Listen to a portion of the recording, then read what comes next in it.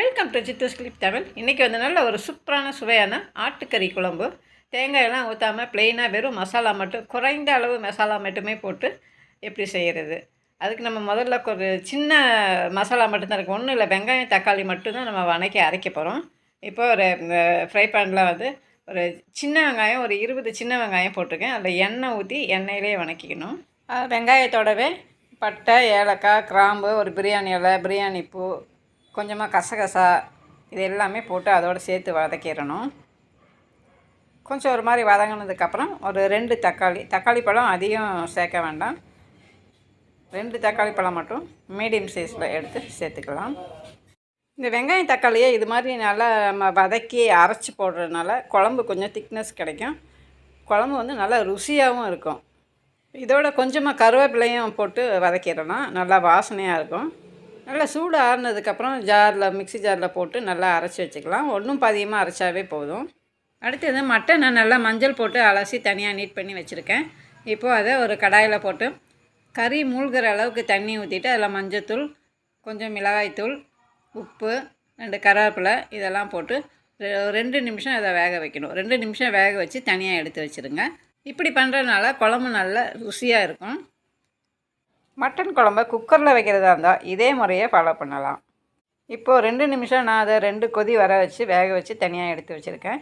Mutton குழம்பு வந்து இதில் இருக்கிற கொழுப்பு வச்சு, நம்ம எண்ணெயெல்லாம் சேர்க்காம அந்த கொழுப்பு வச்சு குழம்பு வைக்கலாம். இப்போ குழம்பு வைக்கிறதுக்கு அகலமான ஒரு பாத்திரத்தை அடுப்பில் வச்சுருக்கேன். சூடானோடனே தனியாக நான் வந்து கொழுப்பு தனியாக எடுத்து வச்சுருக்கேன் குழம்பு வைக்கிறதுக்குன்னு. அந்த கொழுப்பை போட்டு நல்லா உருக வச்சுட்டு அதில் கொஞ்சமாக அந்த மசாலா செலவெல்லாம் போட்டுக்கலாம்.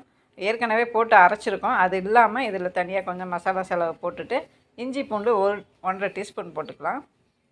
வெங்காயம் அரைச்சிருக்கோம், இருந்தாலும் ஒரு பெரிய வெங்காயம் வந்து ஒரே ஒரு வெங்காயம் கட் பண்ணி இதில் சேர்த்துக்கலாம். அந்த எண்ணெயிலே நல்லா இது வணங்கட்டும். வெங்காயம் தக்காளி அரைக்கும் போது நம்ம 2 சின்ன தக்காளி தான் போட்டு அரைச்சிருக்கோம். இதில் ஒரு சின்ன தக்காளியை போட்டு வதக்கிக்கலாம்.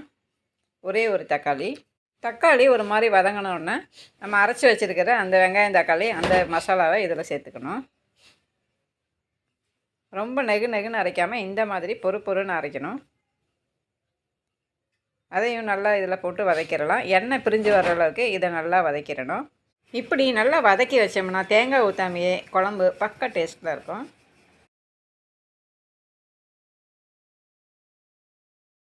இந்த மாதிரி நல்லா எண்ணெய் பிரிஞ்சு வந்ததுக்கப்புறம் மசாலா பொடிகள் சேர்த்துக்கலாம். ஒரு 1.5 டீஸ்பூன் தனி மிளகாய்த்தூள். கறி வேக வைக்கும்போது நம்ம கொஞ்சம் மஞ்சத்தூள் போட்டு வேக வச்சுருக்கோம். அதனால இப்போது ஒரு சிட்டிகை மட்டும் மஞ்சத்தூள் போடுறேன், கம்மியாக. மல்லித்தூள் 2 டீஸ்பூன்.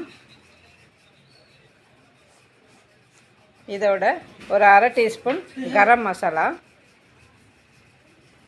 இந்த மசாலாக்களையும் இந்த வெங்காயம் தக்காளி சாந்தோடு சேர்த்து நல்லா எண்ணெயில் வதக்கிடணும்.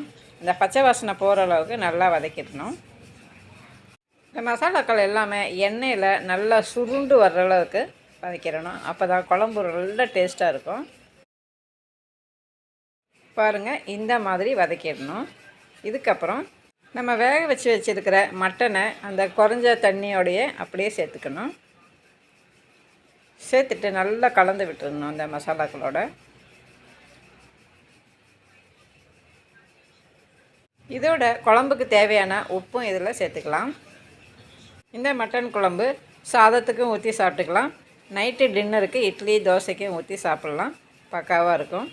இப்போ குழம்போட திக்னஸ்ஸு ரொம்ப அதிகமாக இருந்துச்சுன்னா கொஞ்சம் நம்ம தண்ணி சேர்த்துக்கலாம். திக்னஸ் எப்படி இருக்குதுன்னு பார்த்துட்டு பாருங்கள், இவ்வளோ திக்னஸ் இருக்குது. இன்னும் கூட கொஞ்சம் தண்ணி சேர்த்துக்கலாம். இப்போ நம்ம ஜார் கழுவுன அந்த தண்ணியை சேர்த்துக்கலாம். வெங்காயம் தக்காளி அரைச்சி அந்த ஜார் கழுவி அதையும் அந்த தண்ணியை சேர்த்துக்கிறேன். சேர்த்துட்டு நல்லா கலந்து விட்டுருங்க. உப்பு காரமெல்லாம் செக் பண்ணி பார்த்துக்கலாம். பார்த்துட்டு நல்லா ஒரு மூடி போட்டு ஒரு 5 நிமிஷம் நல்லா கொதிக்க வச்சிடணும். இந்த மாதிரி நல்லா கொதித்ததுக்கப்புறம் அடுப்பை வந்து சிம்மில் வச்சு ஒரு 5 நிமிஷம் அப்படியே கொதிக்க வைக்கணும். இப்படி கொதிக்க வைக்கிறனால கறியும் நல்லா வெந்துடும். இந்த மிளகாவுடைய அந்த பச்சை வாசனையும் போய் நல்ல எண்ணெய் பிரிஞ்சு வந்து இந்த மாதிரி இருக்கும் குழம்பு.